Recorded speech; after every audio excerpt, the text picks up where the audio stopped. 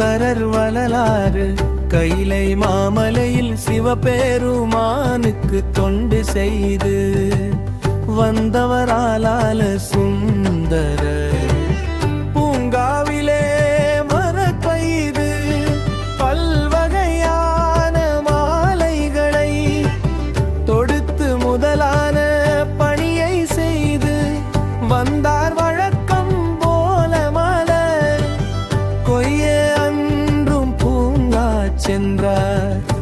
அப்போது ஊமையம்மைக்கு உடனிருந்து தொண்டு செய்யும் கமலினி அணிந்திதை என்னும்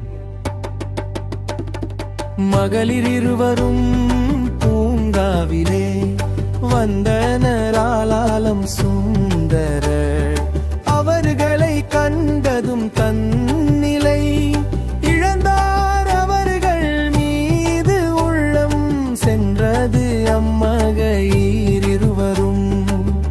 இவரை பார்த்தனர் அவர்கள் உள்ளமும் இவர் மேல் சென்றது.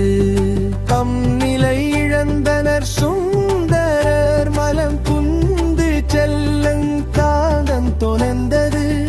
காரணம் அறிந்த சிவனார் நீ மண்ணுலகில் வாழ பணித்தார். கைலையில் சுந்தராக இருந்தவர் திருமுனைப்பாடி நாட்டில் திருநாவலூரில் சிவமறையவர். குடியில் வந்த சடையார் இசைகானியார் என்பாரின் மகனாக தோன்றினார். நொம்பியாரூர் என்ற பெயருடன் வளர்ந்து வந்தார். கமலினி பறவையானார். அணிந்திரை சங்கிலியர் ஆனார்.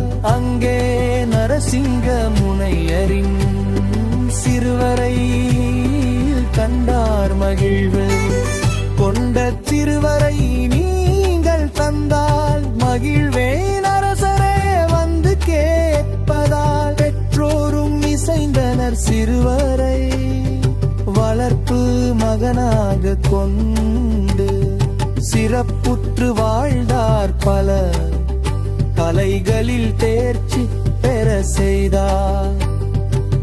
வாழும் சங்கடவி என்பவரின் மகள் தம் மகனுக்கு ஏற்றவள் என பெற்றோர் எண்ணினார். நரசிங்க முனையாரின் இசையுடன் மனம்